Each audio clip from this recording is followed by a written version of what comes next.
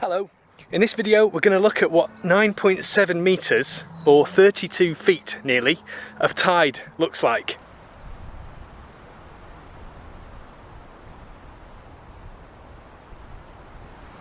So I'm currently in my hometown of Blackpool in Lancashire in the north of England, and it's just before high tide. So what that means is I'm going to have to drive through this to get to where I'm going to.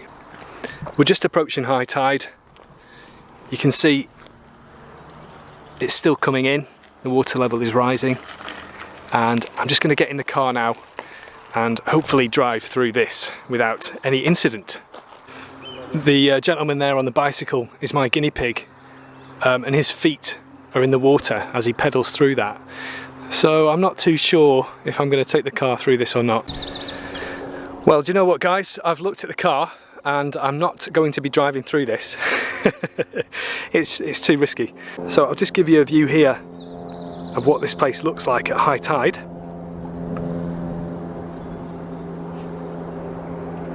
And I will come back later on and I'll show you it at low tide. It's going to look very, very different. I'm going to go to the seaside now, and on the way out I'll give you some shots of the boats as they are now, and then you can compare that to later on tonight at low tide.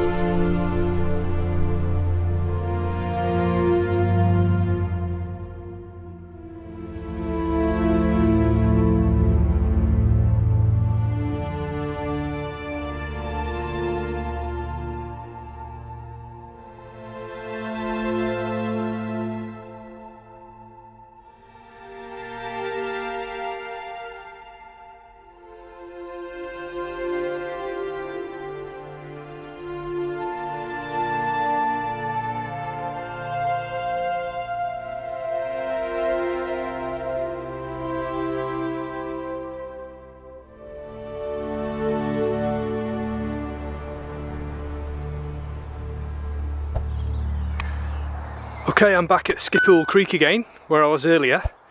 This here was underwater earlier today, and now it's a very different scene. You can just see some masts sticking up over there, and if I walk over here, if you look over towards the bridge there, you can't really even see the river still because it's such a low level. The only reason that there's water here is because this is a tributary feeding into that river, so this is always wet. All these boats were afloat earlier, and not very long afterwards they are now sitting firmly on the mud. I've just made my way down that road that was flooded earlier to the yacht club here, Blackpool and Fleetwood Yacht Club, and you can see the river from here. Low tide was a couple of hours ago now, so it's on its way back in now, but as you can see from these boats, it still has quite a long way to go. So this can be very useful.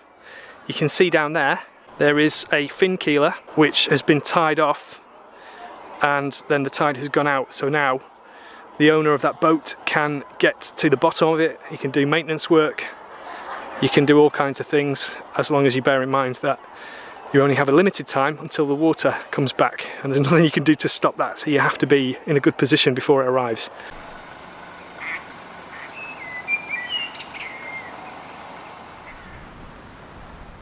Okay, I've now come to my hometown of Blackpool. This is a big tourist destination.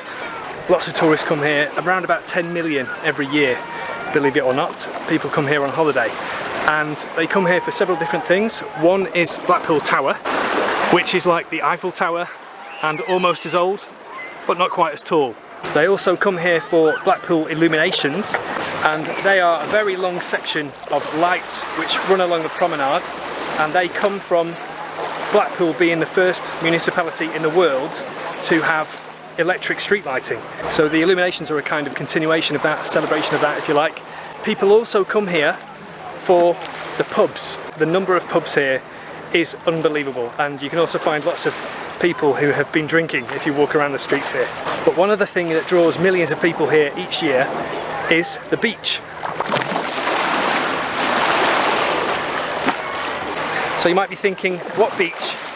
Yeah, you're right, at the minute there is no beach. We've missed high tide. If you look at the watermark here, the tide has gone out probably 2 meters from its highest point.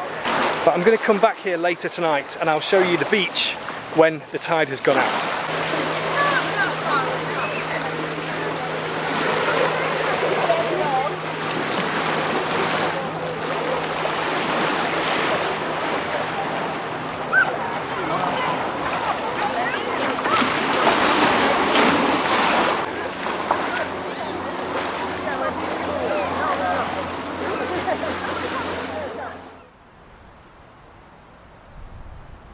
Well, here I am back at Blackpool Beach. It's around about 7 hours now after high tide, and look at the difference.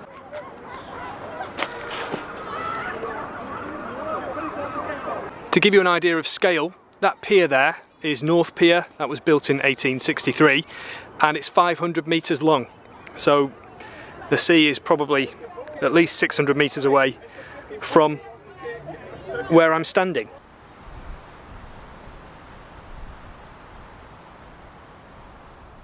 So there you are, there's Blackpool Beach. It comes and goes.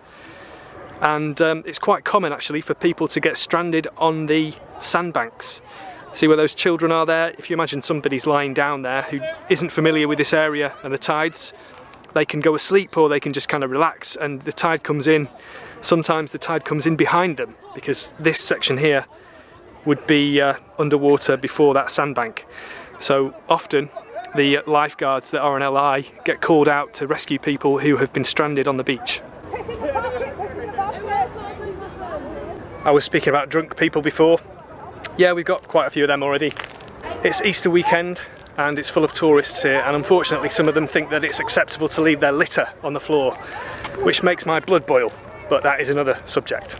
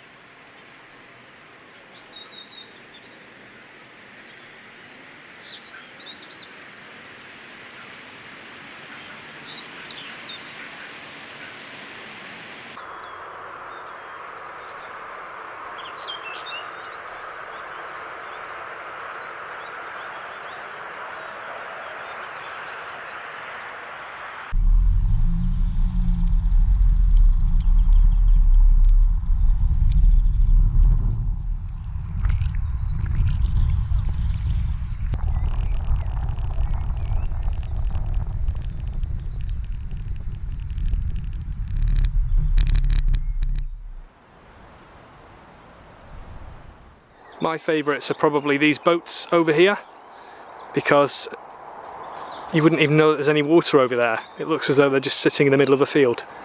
So this is an interesting place to keep a boat.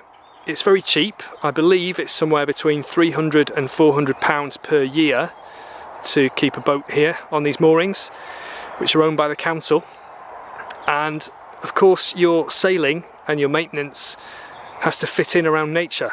You can't just get in your boat and go sailing whenever you want. You have to look at the tide tables, and you only have a limited time to get out and get back in again. So it kind of dictates your whole world. But I guess that's kind of a nice thing, isn't it? You know, having to follow nature's rhythm rather than always rushing to your own personal schedule. It's probably quite good for the soul. There we go then, that's a totally different video today. I just thought it would be nice for you to see where I come from and to see these crazy tides too. So I've never ever been sailing in this area. I discovered sailing quite late in life. I was about 26 when I first started, so I've never had the opportunity to go sailing here, but I really want to. One day I would love to sail from this river across to the Isle of Man and then across to Ireland, Northern Ireland, which is where my parents are from. It's kind of a little dream of mine. So it may be on a very small boat. Who knows? Who knows? For anybody interested in mud berthing their boat, we have a PDF available for download in our treasure chest on Patreon. So for just $3 per month, you get the key to that treasure chest, and there are all kinds of useful documents in there, as well as some other things such as the wedding video of myself and Rossella. Both of them actually. We've got a short one and a long one.